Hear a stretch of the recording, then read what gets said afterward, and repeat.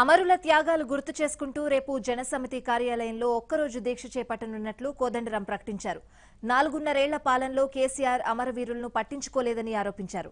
హైదరాబాద్లో కనీసం స్తూపం కూడా నిర్మించలేదన్నారు. జగ్గారెడ్డి అరెస్టు వెనుక రాజకీయ కారణాలున్నాయనే ఆరోపణలు వస్తున్నాయని అంటున్న కోదండరాంతో మా ప్రతినిధి ఫేస్ టు ఫేస్.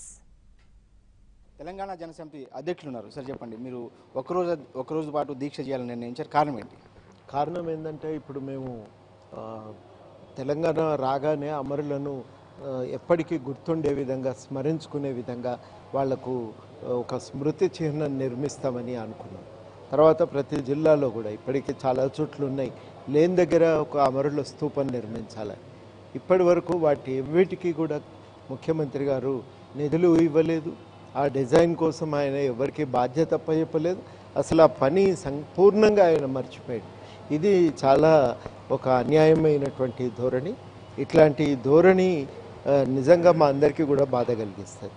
ఇవాళ అందుకనే మేము మేమందరం కూడా కలిసి రేపు అమరులను స్మరించుకోవటం సకల జనుల సమ్మె ప్రారంభమైంది. 12 నాడు సాయంకాలం బహిరంగ సభతో ప్రకటించడం, 13 నుంచి ఉదయం నుంచి అందరూ సమ్మెలో భాగమైనారు. ఆ 12 సందర్భంగానే మరి అందరం కలిసి రేపు ఒకరోజు దీక్ష చేస్తున్నాం. ఈ దీక్ష సందర్భంగా మేము అమరులను స్మరించుకోవటం, ఈ 4 ఏళ్లలో అమరులకు జరిగిన అన్యాయాలను గుర్తు చేయటం, తర్వాత ఉద్యమకారుల మీద కూడా కేసులు చాలా వరకు ఇంకా కూడా కొనసాగుతున్నాయి. ఎన్నిసార్లు చెప్పినా కానీ ప్రయోజనం లేకుండా పోయింది. అదొకటి ఎత్తేయాలి. తర్వాత ఉద్యమకారుల కోసం మన కార్యాచరణ ఎట్లుంటే బాగుంటుంది అనేది మేము రేపు తెలంగాణలో మేము చేయబోయేటువంటి ఉద్యమకారుల కోసం చేసే పనుల గురించి కూడా మేము రేపు మాట్లాడదలుచుకున్నాం. అవన్నింటినీ మేనిఫెస్టోలో కూడా పొందుపరుస్తామని ఈ సందర్భంగా తెలియజేయదలిచినాం. రేపు ప్రతి ఒక్కరూ రావాలి. ఉదయం 10 గంటలకే ఇక్కడ కార్యక్రమం ప్రారంభమవుతుంది. రేపంతా ఉంటుంది ఈ కార్యక్రమం 4 దాకా. అందరూ కూడా రావాలని, అన్ని జిల్లాల నుంచి కూడా రావాలని కోరుతున్నాం. అమరుల కుటుంబాలకు ఆర్థిక సాయం కూడా చేశాము, ప్రతిపక్షాలు లేనిపోని ఆరోపణలు చేసినాయి తప్ప అమరులంతా కూడా తెలంగాణ అంటే టీఆర్ఎస్ వైపే ఉన్నారని చెప్పి వాళ్ళు చెప్తున్నమాట. వాళ్ళు ఎట్టున్నారనేది ముఖ్యం కాదు, వాళ్ళకు న్యాయం జరిగిందా లేదా, తెలంగాణలో వాళ్ళ గుర్తింపు ఉందా లేదా అనేదే ముఖ్యం.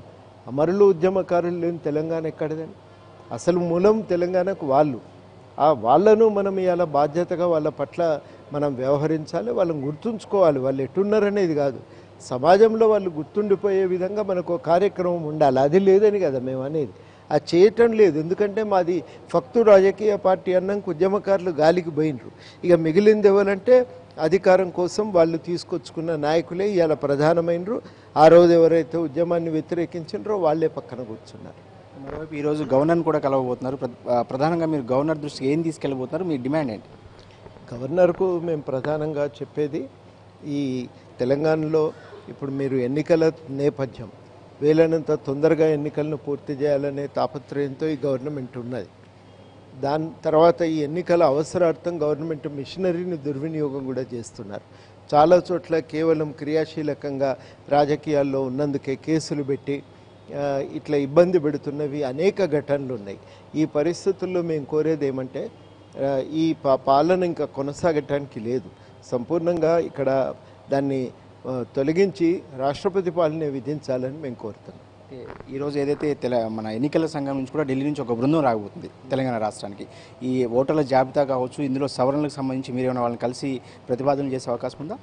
తప్పకుండా. మేము వారిని అడిగేది ఏమంటే, ఈ ఓటర్ల జాబితా సవరణ అనేది ఆదరాబాదరా పూర్తి చేసే ప్రయత్నం మంచిది కాదు. ఎన్నికల అర్థమే ప్రజల భాగస్వామ్యాన్ని కాపాడుకోవటం లక్ష్యంతో జరుగుతుంది. మరి ఆ ప్రజల భాగస్వామ్యం అయిపోతే ఎట్లా? 36 లక్షల ఓట్లు తగ్గిపోయినాయి 2014కి. ఇప్పుడు ఎందుకు తగ్గినాయి? వాళ్ళందరికీ అవకాశం కల్పించాలంటే ఇప్పుడు వినాయక చవితి, సప్లిమెంటరీ పరీక్షలు, అది అయినాక బతుకమ్మ పండుగ ఎట్లా చేస్తారండి హడావిడిగా?